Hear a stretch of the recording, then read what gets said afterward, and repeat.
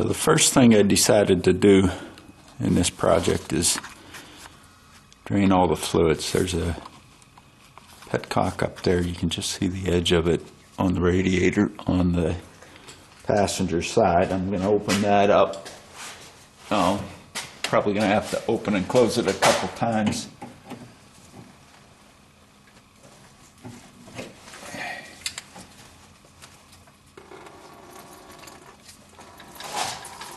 Because of the size of my drain pan.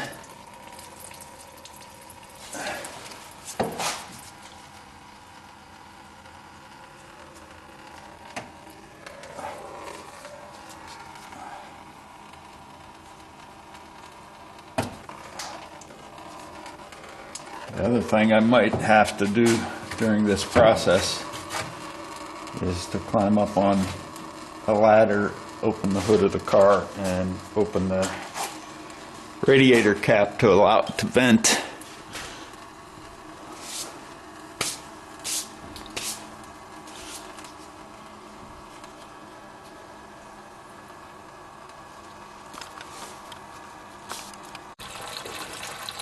Okay, I've gotten the radiator cap off, and while this is draining, I figured I'd share the results of a little bit of research that I did.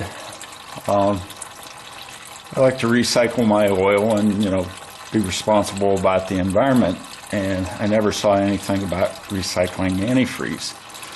So I did some research, and much to my surprise, the EPA doesn't consider it a pollutant, and they recommend just dumping it out. So that's what I'm going to do. It shocked me when I found that out. But that's what they say to do. That's what I'm going to do.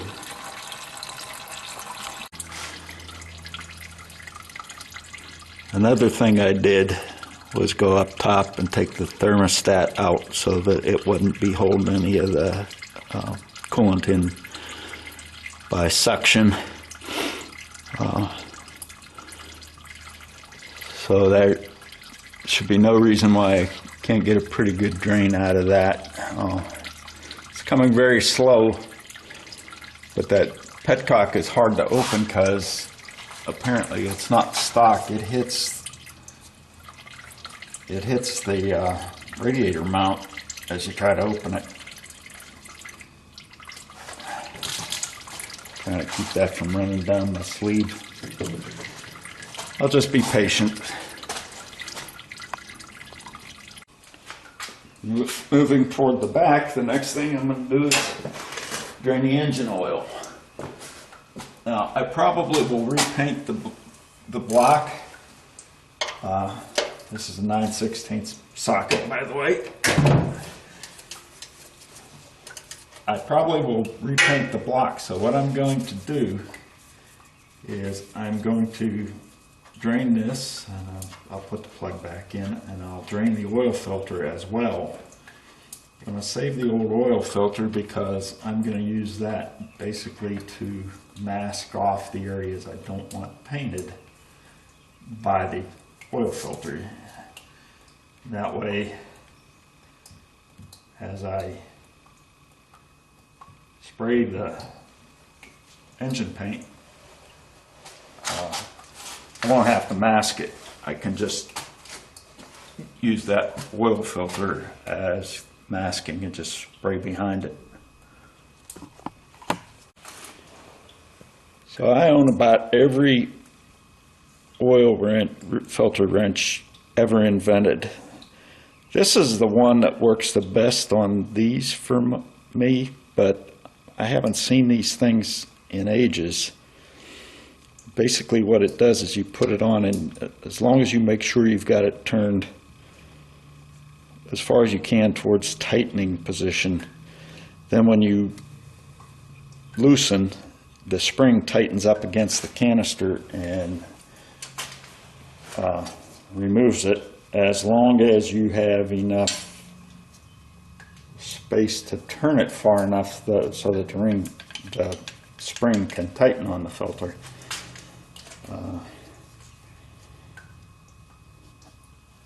I can say this, every oil filter wrench I've bought, I paid more for it than it was worth.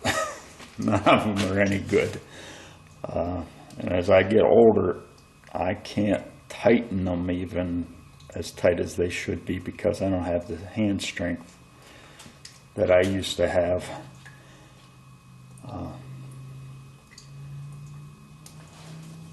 Maybe one of these days I'll sit down and invent an oil filter wrench that actually works, and then I can retire. Oh wait, I am retired. Should have done it ages ago. So there's the oil filter.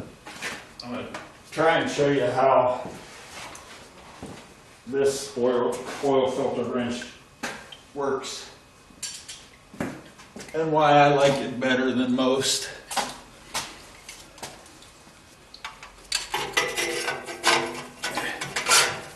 Just slip it up on there and compress the spring under as far to the tightened direction as you can. Then the key is getting your socket on the bottom of it.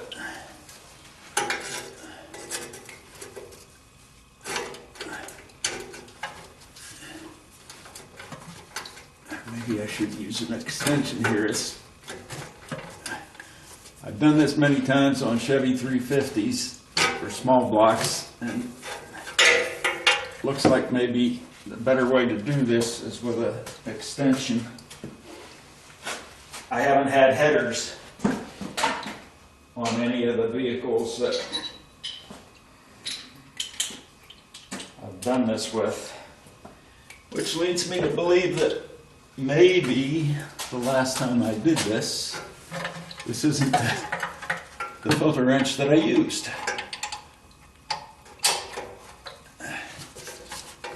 After all that explaining and such.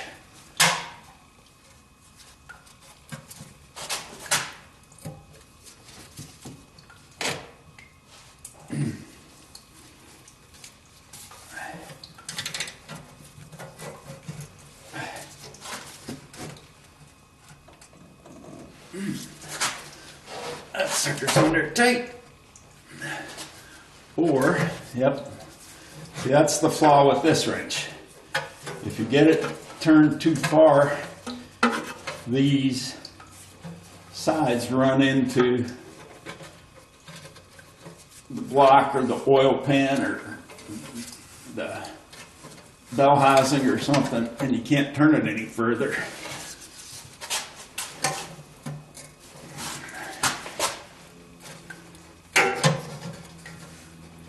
That is what I'm running into. Try one more time and then see if I can use a different wrench. Start this as far over as I can.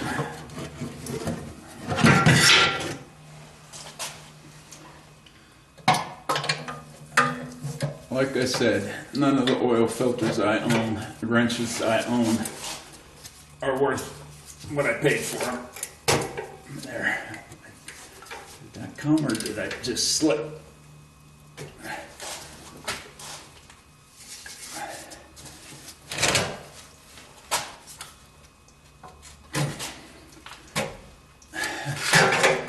Well,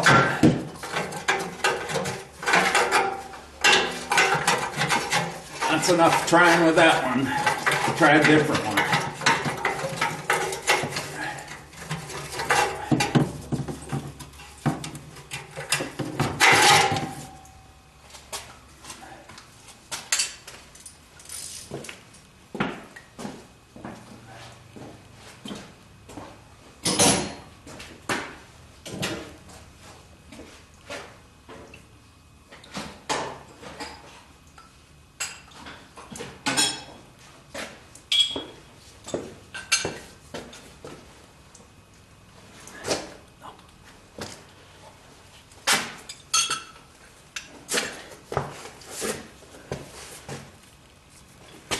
Here's going to be my next attempt.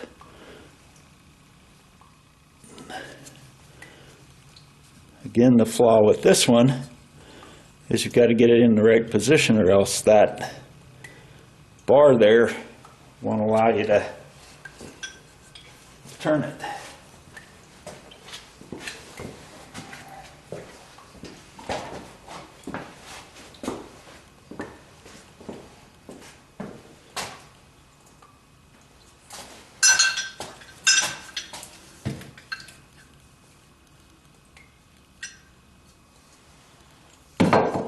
Make sure I set my ratchet on loosen before I get it up there.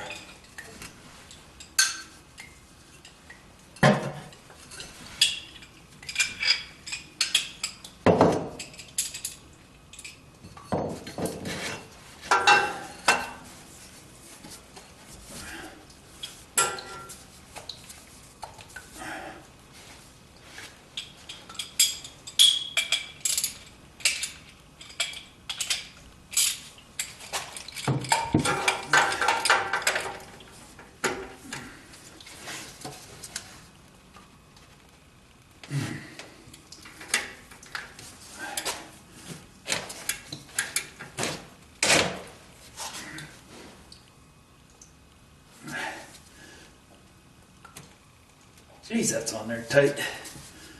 I'm afraid that wrench is going to slip off.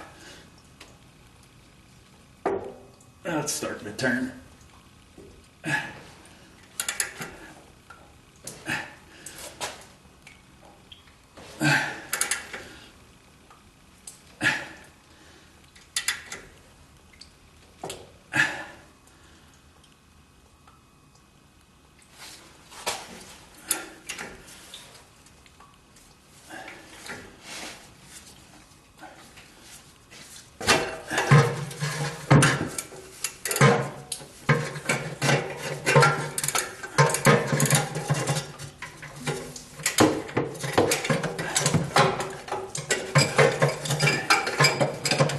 It's difficult to reposition it because of that extra arm on it.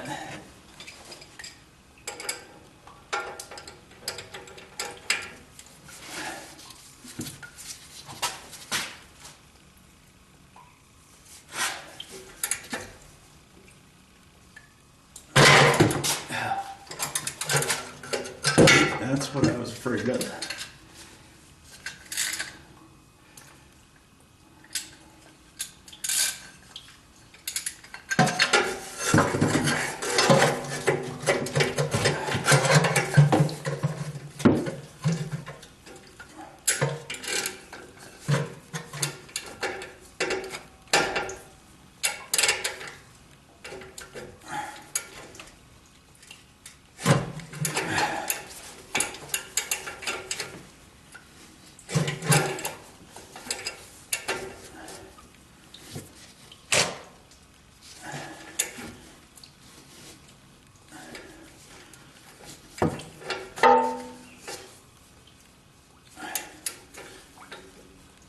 It shouldn't be this hard to get an oil filter off.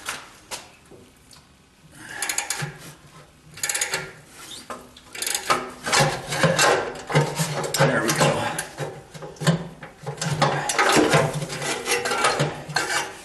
Finally loosened to the point where I can take it off by hand.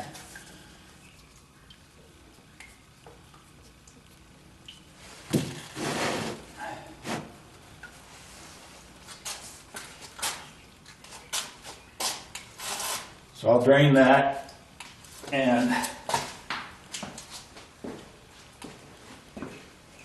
put it back on, as I said, to just use it as to mask off the spray when I paint the block.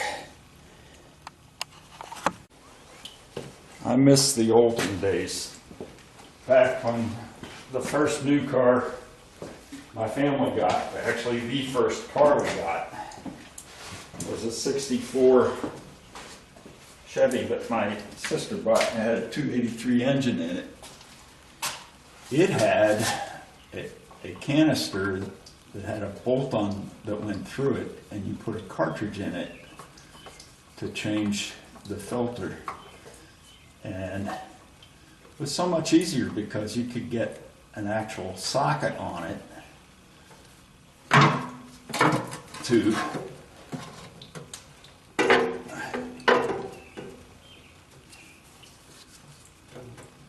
glad I'm taking this car apart because that would create some smoke, all that oil in the headers. But they will never be used again. Anyways, I have a 2015 Jeep, and they've gone back to a cartridge. Goes in from the top and has a little O-ring, and you put an actual socket on the cap that holds it on. It makes it so much neater, so much easier, and yet car companies don't do that. And for some reason, even though all they're giving you is a cartridge, they're not giving you the canister. The price of that is a good 50% higher than the price of one of these type of filters, where it's a tin can with a cartridge inside it. Got to be more to manufacturing the tin can with the cartridge inside it than there is to just manufacturing a cartridge. But okay, I'll let that all drain out, and I'll put the oil filter back on by hand and put the drain plug back in the oil pan. I'm probably going to replace that oil pan with an aluminum one. I did that on my 74, and that worked nice. I like it. So after this is done draining, then I'm going to start to drain the transmission pan.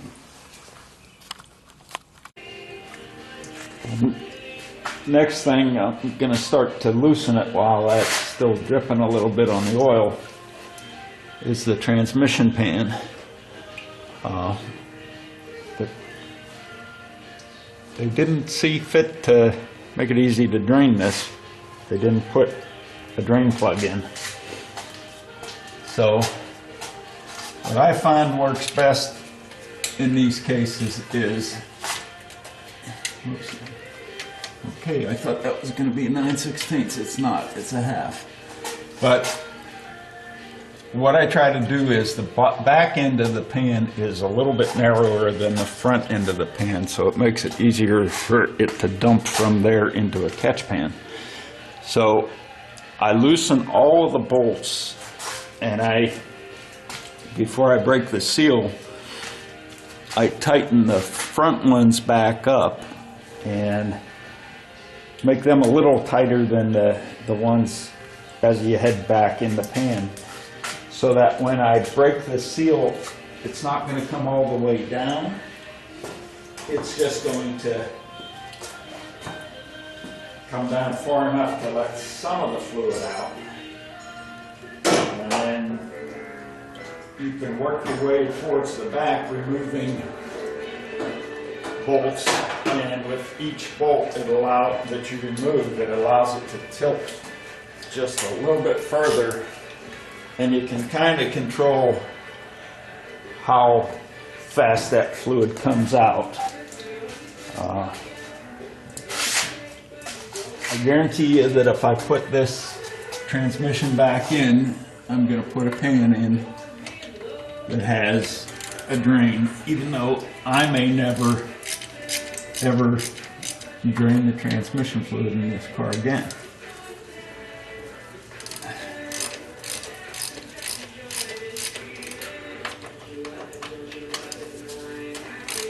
So this is a 1/2 inch socket. These aren't in there very tight. They're only a very low torque setting. I don't know what it is, but I don't even use a torque wrench on them. I just don't tighten them very tight.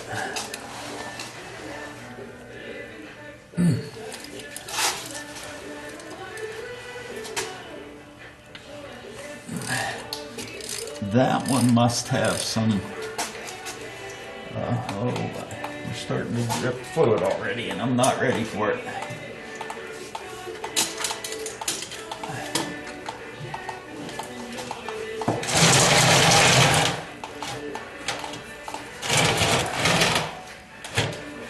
Well, I'll do that. I'll go put the oil filter back on and the oil plug back in. Normally those gaskets are so baked on there that you have to actually pry them off once you get them, the bolts loose. So, a little surprised that this one came down already and started to drip.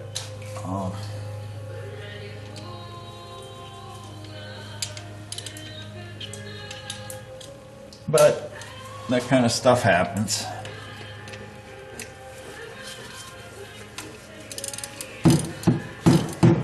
I did replace this a few years ago in an attempt to stop the leaks from the transmission. So that's probably why it's not baked on there, so to speak. So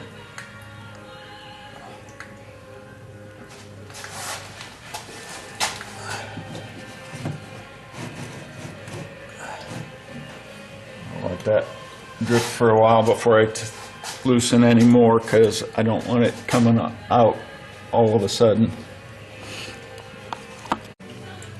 I was worried that my catch pan was going to fill up, so I put it back up to stop it from draining, emptied the catch pan, and now I'm back to loosening the bolts.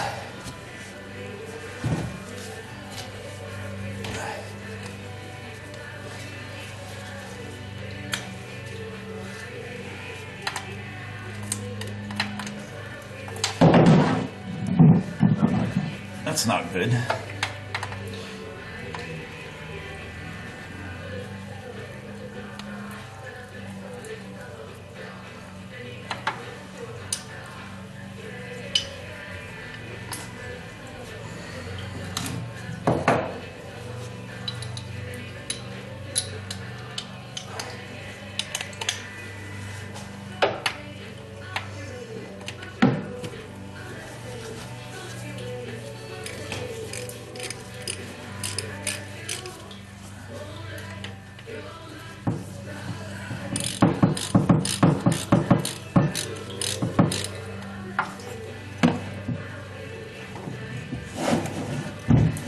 Surprised it isn't started to drain again yet.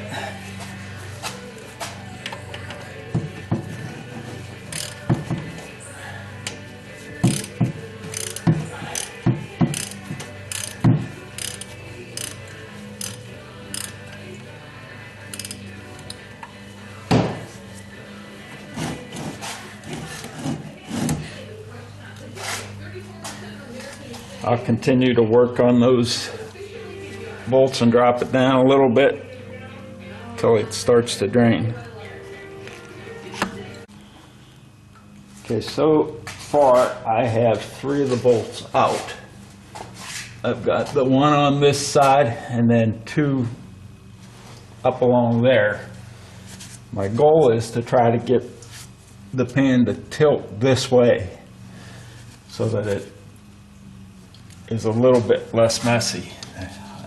I'm convinced there's no good way to do this without a mess. I don't know how they do it in a garage. I certainly wouldn't want to be doing this laying on my back in the driveway, you know, under a car. The lift makes it so much easier to do, and still, it's a messy job.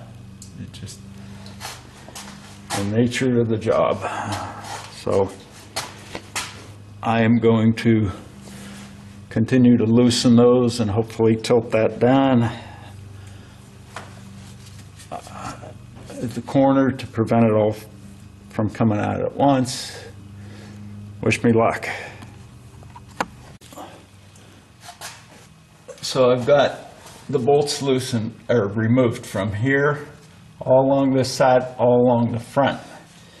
Now what's holding it up is these bolts on this side. As you can see, it's kind of loose, and I don't know if I'll be able to demonstrate this, but as I loosen this one bolt here in the corner, it should allow it to tilt more, and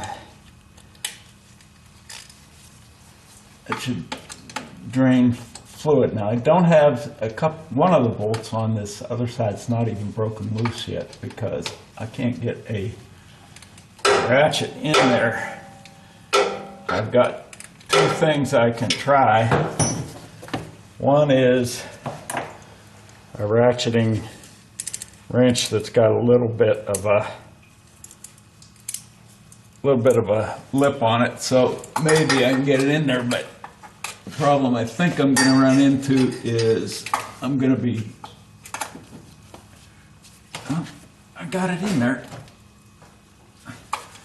I thought maybe I'd run into the side of the pan.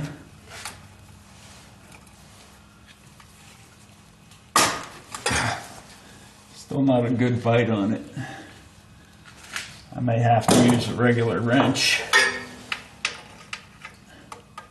The exhaust pipe is in the way. Maybe I should just be taking that off.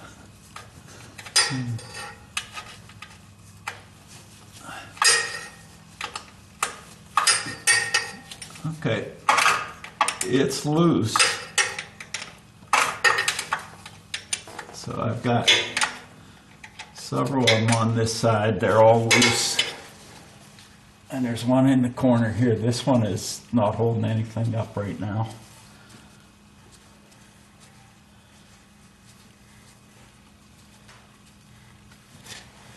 So I'm going to try to take the front ones out and allow it to tip towards the front, since that's the way it seems to want to go right now.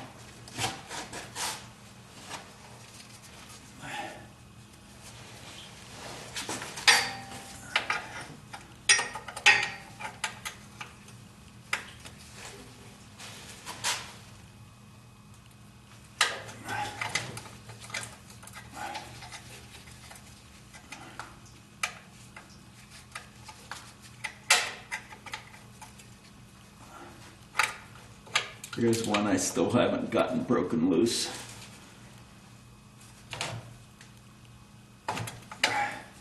That one's going to be tough. I might have to take that exhaust pipe down first to get to it without stripping the head of the bolt.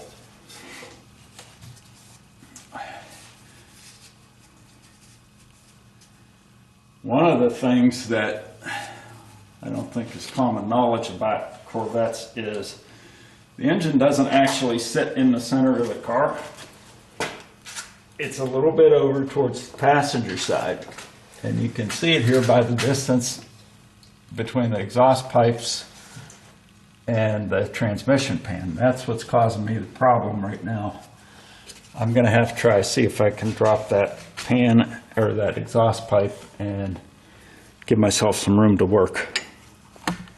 Well, there, the pan is finally down. I had to disconnect the exhaust pipe and remove one of the tailpipe hangers, and it still was a tight fit. Now, I know that I have done this job on this before. I don't know what I did differently, but I didn't think the pan was that hard to get out of there. It's not a new exhaust system since I did that. So I don't know what I do know that one of the things that was hanging it up on this side over here was the linkage for the shifter, and there's a bracket that you can see right there in the center of the screen. There's a bracket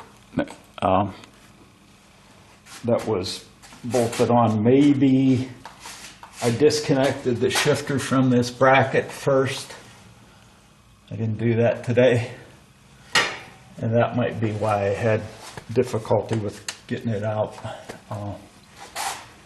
But at any rate, I'm running late. I've got to go for today, so this will sit like this till tomorrow, or maybe even later. So I've got other things I've got to do tomorrow, and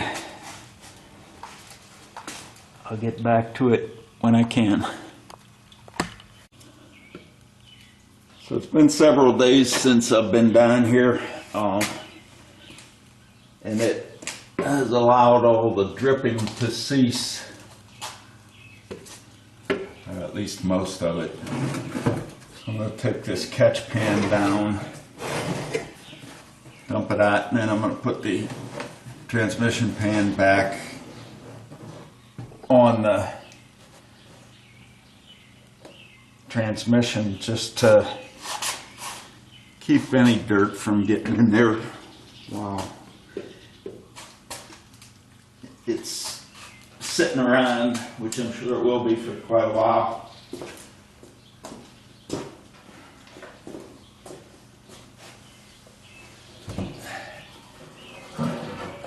One of the things that kind of gave a little thought to during the days in between here is my plan of leaving the body up in the air above the rack, above the lift. And I came to the conclusion that it might be better if I just do what I did before and put the body on a dolly and roll it over into the corner, move the tractor out of its place. And that may result in me having to move the tractor from under the lift every time I want to work on it, but I think in the long run having that not being above my head is going to be the better approach. And the other part of that is I kind of remembered while I was doing some of this stuff that the last time when I was de-rusting the frame in order to get the rust off of it and the paint off of it, I turned it over. And that would be difficult, if not impossible, to do with the body hanging up above it. So all in all, I think the better plan is to move it out of the way. So while I'm waiting on this to drain, actually the pan was still half full when I turned it over in the catch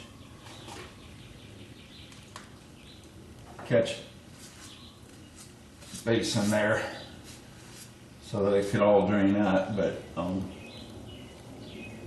while I'm waiting on that to happen, I'm going to see if I can disconnect this linkage here, and looks to be somewhat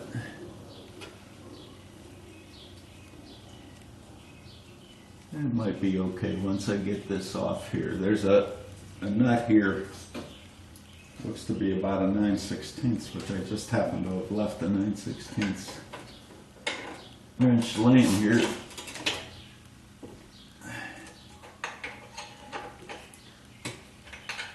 And as I shifted that, I started getting dripped on my transmission fluid, so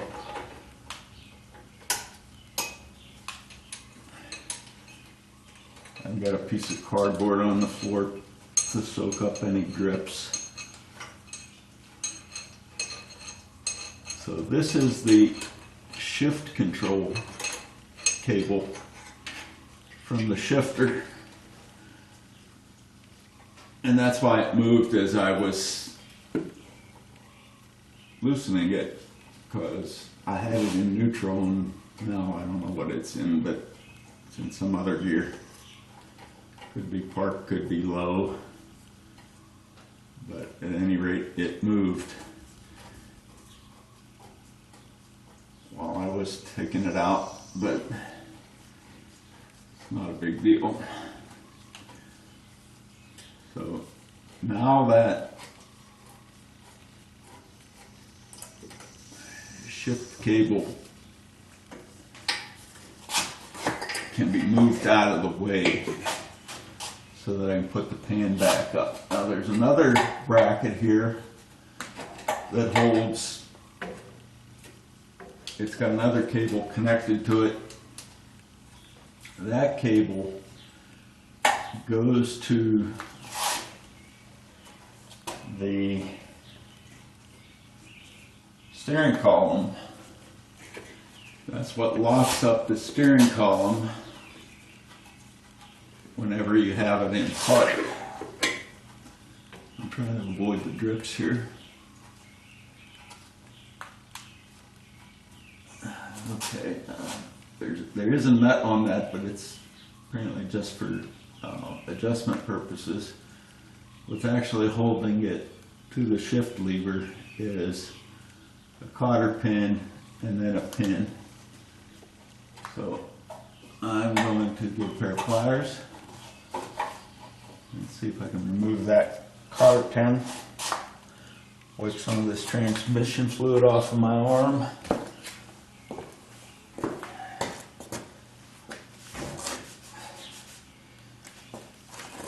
So with reference to the fiasco the other day of trying to empty that transmission pan without doing too much of a mess and failing miserably, I promised you that you would see everything that happened and have the opportunity to learn, if not how to do something, maybe how not. So what you saw was a pretty bad attempt at draining the pan without spilling too much.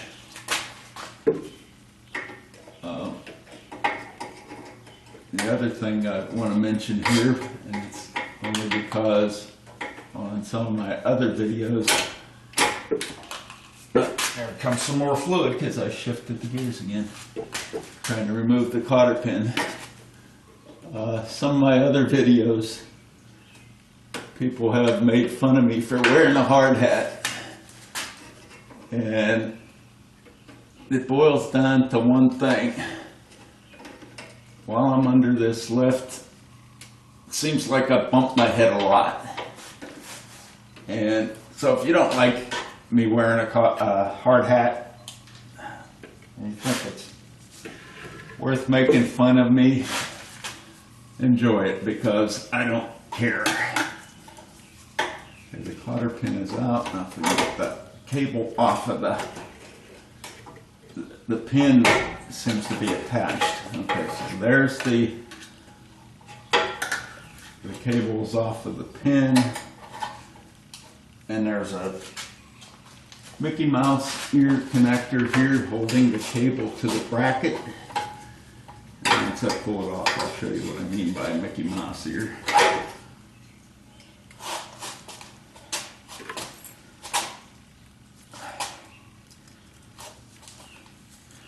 Make sure I get it in the picture here. You just yank it by one of these ears, pull it off. That's holding the cable that locks the steering column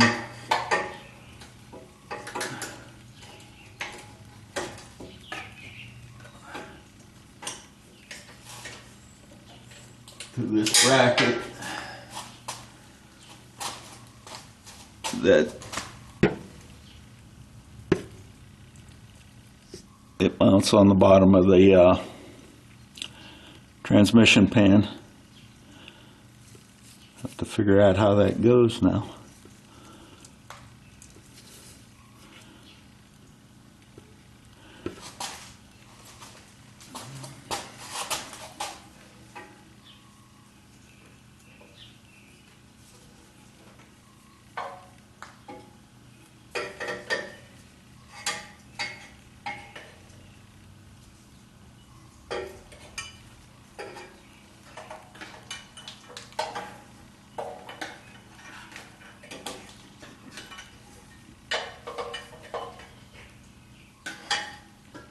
I'm trying to put the wrong hole by the transmission pan. It's the two small holes that go on the pan, like that.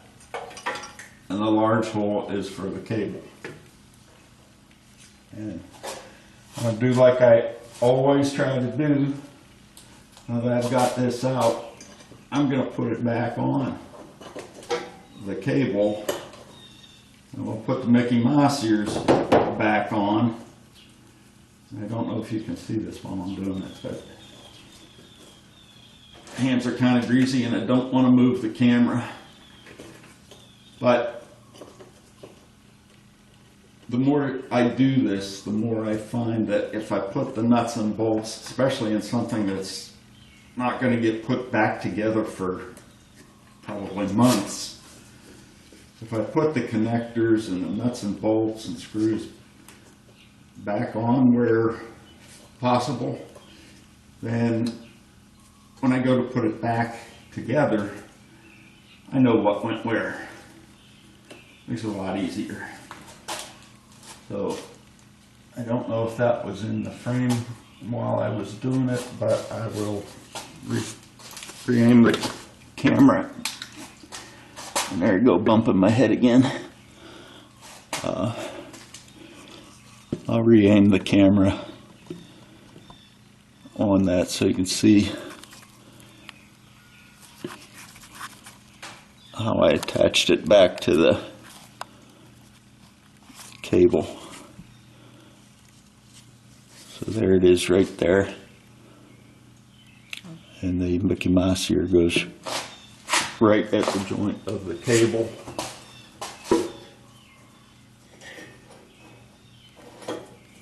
Oops, I'm sorry, I'm looking at the wrong one. That's the one for the shift cable I think I was pointing to. One for the transmission, or the steering wheel lock, I should say. See if I can get that in there. Okay, it's done for the...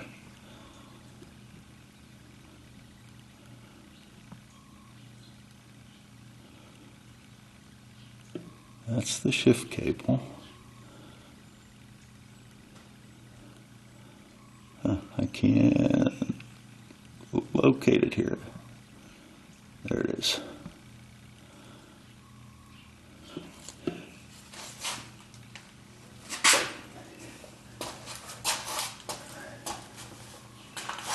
And you can see right here where the Mickey Mouse ears, the cable slips through the big hole and then you flip it on. So those are out of my way now.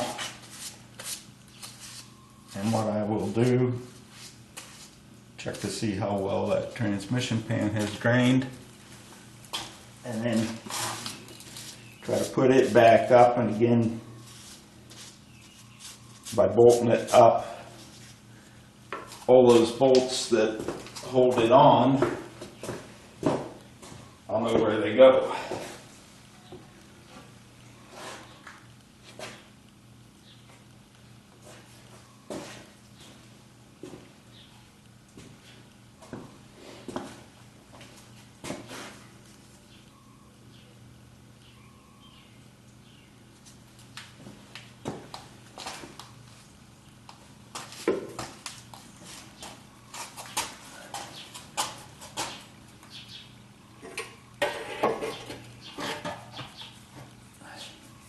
Amazing how easy that goes when you take off enough stuff to have it out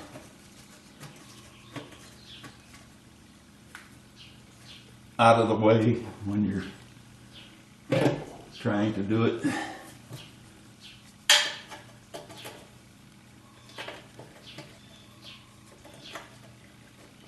And you know what? I know this. Sometimes you just get caught up in the moment and you say, I can do this without taking that off. And then you find out you use more time trying to save the couple minutes it would have taken to take those off.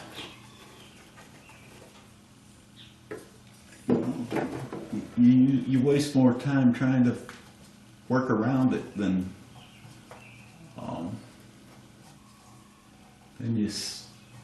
you would have wasted if you'd have just taken the darn thing off.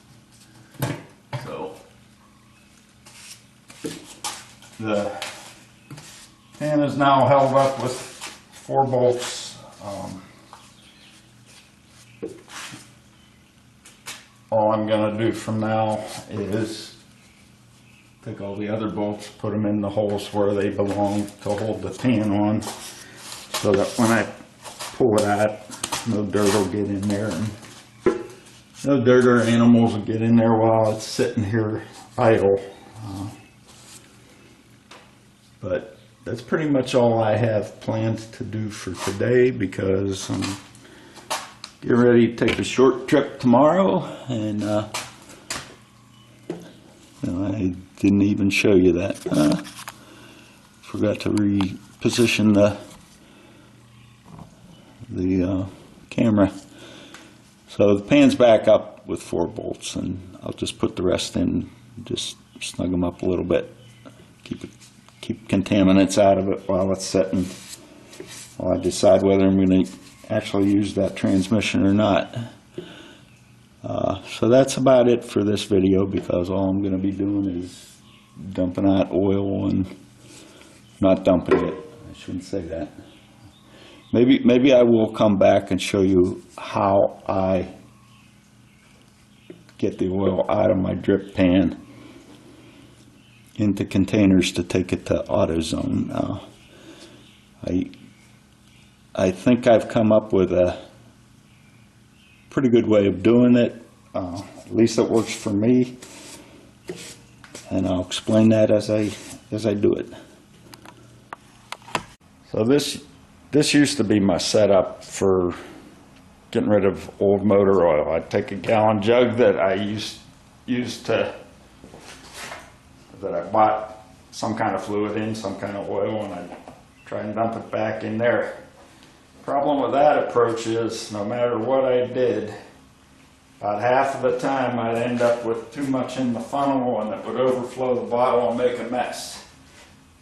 So this is what I do now. A laundry detergent container.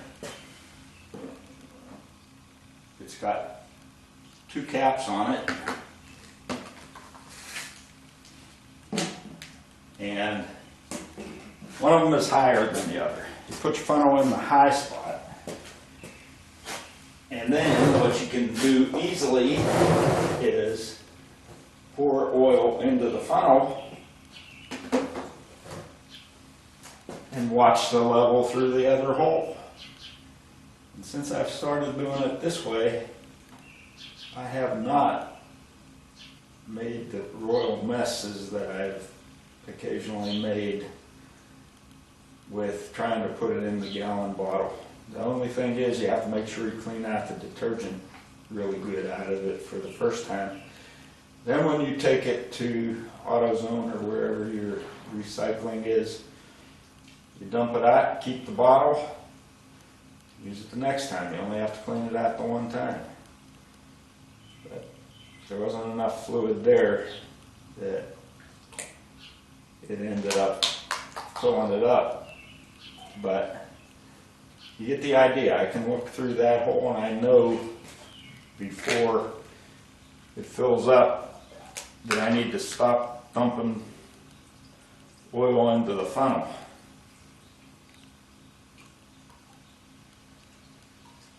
And that, my friends, is the best, neatest way that I have found to transfer my used oil and transmission fluid and such to a container to send it off somewhere for recycling. Works like a charm. That's it for this video. I'll be having one in a week or two.